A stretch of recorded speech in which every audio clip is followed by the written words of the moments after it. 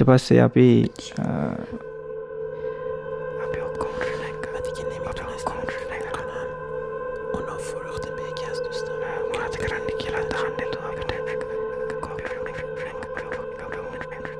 blir sådär att mjuk, lite mer mjuk. ඉඳගෙන උදේ නැගිටලා අපි ඊට සේරුව Alors peut-être que la première chose qu'il faut dire quand on parle de l'œuvre de Thierry Konajewski, c'est ce qui retient en premier lieu, du reste, c'est l'attachement obsessionnel pour un lieu. C'est une île qu'il habite, qu'il fréquente depuis de nombreuses années et qu'il photographie de jour en jour, de mois en mois, d'année en année.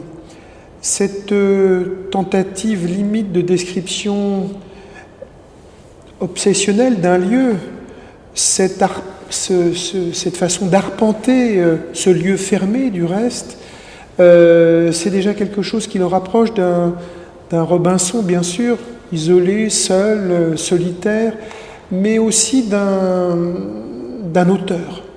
C'est un auteur, il se trouve que c'est un photographe, mais c'est un auteur qui, comme tous les auteurs, peut faire d'une partie du monde la métonymie de l'ensemble du monde.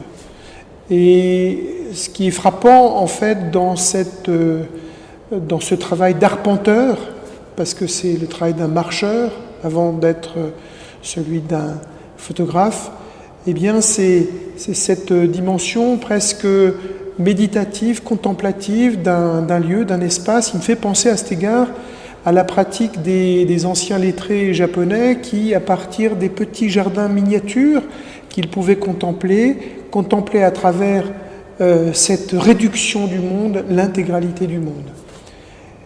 Et c'est ce qui, je crois, retient qui retient dans le travail de Thierry Konajewski, c'est cette capacité de passer du petit au grand, de travailler, de coulisser sur les échelles, sur les proportions. Et lorsqu'on voit dans cette exposition ces grands tirages, on ne prend peut-être pas la mesure du regard du photographe, car ces grands tirages sont évidemment des agrandissements. Ces agrandissements, ils relèvent, comme du reste on peut le remarquer dans la littérature épique, de l'amplification héroïque. Il y a dans le regard de Thierry Konajewski sur les choses cette dimension lyrique, cette capacité à faire du petit du très grand, de donner une dimension qui n'est pas la dimension réelle, mais de trouver comme un poète une manière de donner d'autres dimensions et de travailler à d'autres proportions les choses. Alors, avant de venir sur justement le travail du regard que Thierry Konajewski porte sur les choses, je voudrais parler des choses elles-mêmes, puisque on est devant un ensemble de choses. J'aime bien d'ailleurs ce mot de choses, plus qu'objets, puisque ce sont évidemment des objets, ce sont des bidons qu'il photographie. Ces bidons sont souvent des toutes petites choses qui tiennent dans le creux de la main et qui prennent évidemment dans cette amplification épique une dimension lyrique, une dimension guerrière, puisque ces masques peuvent être aussi des masques de guerriers. Ce sont dans le caractère anguleux, dans les ombres portées sur entre guillemets, les orbites. Il y a là toute une poétique du visage qui vient se superposer à une pratique qui est en fait une pratique de la nature morte en réalité, puisque c'est des photographies de choses, de bidons. Alors, c'est peut-être ça qui retient, ce serait peut-être sans doute ça qui fait la complexité et aussi la richesse du travail de Thierry Konajewski, c'est qu'il a le génie d'intriquer trois plans de la photographie. D'abord, je viens de le dire, la nature morte, la nature morte à la chose, ici des bidons. Et puis, deuxième chose, à travers la manière dont il va travailler les matières, dont il va travailler les plans, très souvent frontal, comme si finalement on était visage contre visage, eh bien il fait des portraits. C'est un autre genre de la photographie qui n'a rien à voir avec la nature morte, mais qui vient là en quelque sorte se superposer et dialoguer avec la nature morte. Troisième chose, au-delà donc de cette nature morte, au-delà de ce travail de portrait, il y a également un travail qui relève du travail paysager, puisque, comme je le disais, le travail de Thierry Konajewski, c'est le travail d'un Robinson, arpenteur d'une île, et donc qui tente de restituer quelque chose de cet espace très particulier, qui n'est ni la plage, ni le bord de mer, ni non plus le début, entre guillemets, de la côte. C'est cet espace intermédiaire, cette poétique du littoral, dans laquelle Victor Hugo logeait des personnages tout à fait fantastiques. Je me souviens d'une lecture des Travailleurs de la mer, où dans les marges du manuscrit de Hugo, eh bien, on voit apparaître des êtres fantastiques qui sont des êtres qui habitent ni tout à fait la mer, ni tout à fait la terre, mais qui sont dans cet entre-deux. Il y a notamment un personnage tout à fait fantastique qu'on appelle le roi des eaux criniers, et qui ressemble à une sorte de monstre. Eh bien, au fond, ces personnages qui font partie du paysage et qui présentent des visages, eh bien, ce sont eux-mêmes des émanations de ce littoral, des émanations de ce paysage. Donc, trois plans qui dialoguent, la nature morte, au bidon, le visage qui habite ces choses et qui leur donne parfois ce caractère un peu ectoplasmique, ce caractère fantomatique. Il y a notamment des images où on a l'impression qu'il y a des voiles, où les choses révèlent leur visage à travers une série de voiles, comme cette image-là qu'on voit ici. Et puis enfin, il y a le paysage. Et ce paysage, comment il apparaît dans ces bidons? D'abord parce que les bidons sont une partie de ce paysage. Quand on regarde, comme Thierry Konajewski le fait, le paysage de près, puisque c'est parfois dans les petites anfractuosités du rivage et des rochers qu'il découvre ces bidons, eh bien, ces matières plastiques participent d'une certaine manière à la matière même du littoral. On le voit d'ailleurs à travers des visages ou des portraits ou des masques ou des casques qui sont fracassés par la mer, fracassés par les rochers, par les roches, et c'est donc toute une poétique peut-être cataclysmique, quelque chose comme au fond, ça me fait penser un petit peu tous ces bidons échoués, tous ces guerriers échoués, tous ces guerriers fracassés à une sorte de cimetière des éléphants qui serait en fait l'île mythique d'Énosime, dont l'appellation est suffisamment énigmatique. Elle n'est pas du tout italienne. On n'a vraiment pas quelque chose de très italien. Énosime, ça fait partie de ces îles fortunées que les poètes médiévaux imaginaient. C'est des îles qui sont là, qui ne sont pas là, qui apparaissent, qui disparaissent. Ça me fait penser d'ailleurs à une île qui était très connue au Moyen-Âge, qui s'appelait Abaton. Abaton, c'est une île qui recule au fur et à mesure qu'on veut y aborder.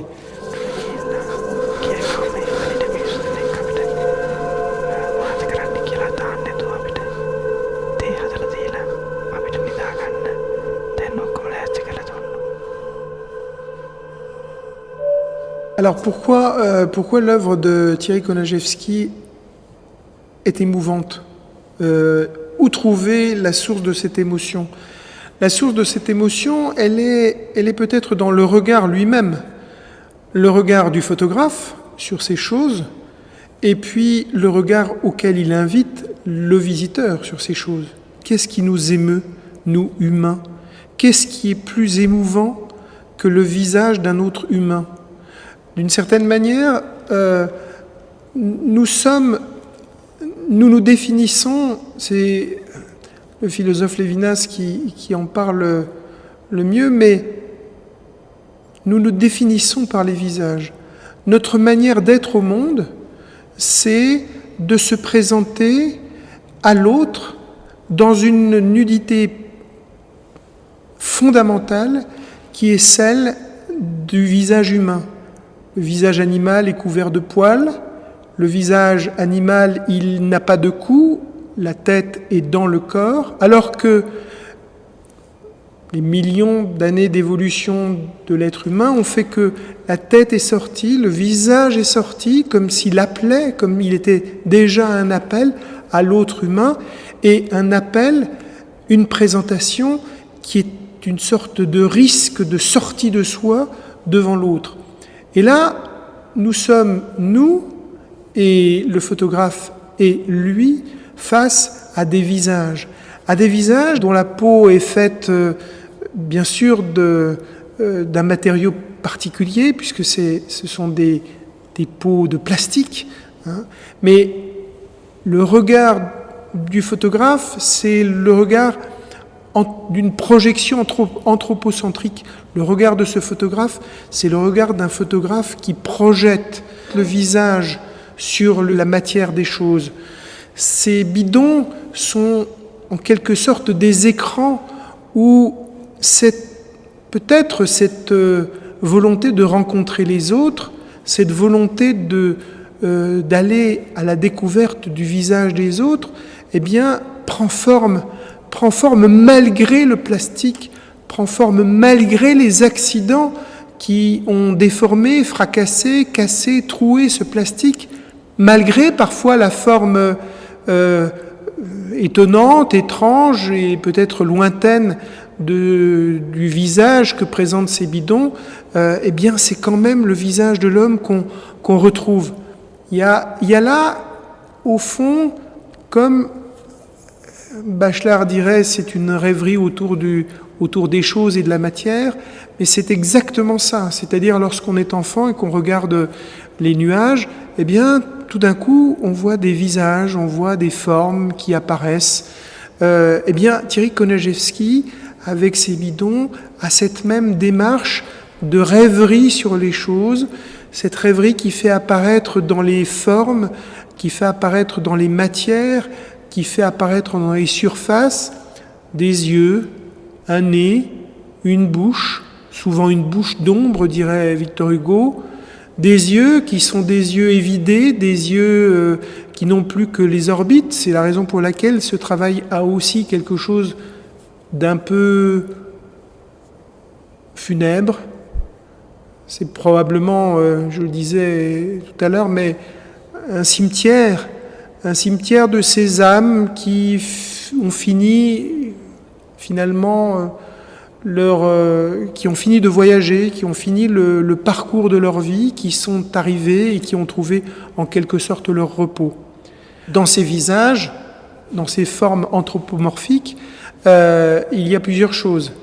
Il y a des corps avec des anatomies, des beaux bustes. On peut les voir notamment dans cette belle image qu'on a derrière nous. C'est presque un torse grec, un torse qu'on aurait découvert, qu'on aurait exhumé, voilà, qui est là, avec ce côté un petit peu marmoréen qui donne ce velouté en fait au plastique. Et puis il y a aussi ces orbites, ces yeux, hein, qui nous regardent et qui regardent surtout la mer. Ils nous font penser inévitablement aux statues de l'île de Pâques, ces grandes orbites qui regardent à la fois la mer et aussi les étoiles. Il y a quelque chose d'un peu métaphysique dans ces dans ces bidons qui scrutent et qui attendent. Il y a peut-être dans ce travail aussi quelque chose qui donne cette émotion, qui donne cette tension, presque cette vie, c'est cette attente que les yeux expriment. Et puis, il y a aussi ces bouches rondes, qui sont des bouchons, hein, ces bouches d'ombre, ces bouches noires, qui ne peuvent plus articuler quoi que ce soit, mais que le travail de l'artiste qui accompagne Thierry Konajewski eh bien, fait chuchoter. Il y a là comme des voix d'ectoplasme, des voix de fantômes, des voix qui se racontent, qui racontent des histoires, des batailles, des rencontres, des amours peut-être, et qui sont qui font peut-être la matière même du bruit qui habite ces images silencieuses. Pasó algo raro, ¿no? El suelo entendía lo que pasaba. Antes del terremoto era como gelatina, ¿no? Es decir que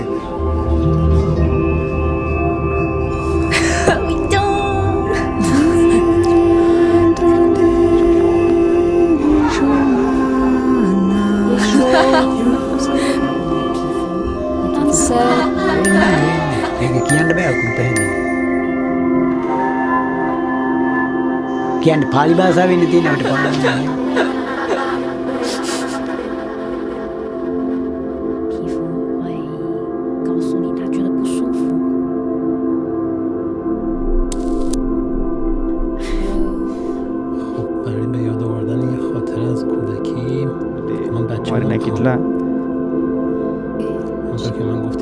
අවදි නැගිටින්න ඉස්සෙල්ලා කොහොම හරි අපි කියන්නේ මම ටක් ගාලා කන්න හැදුවා පොඩ්ඩක්.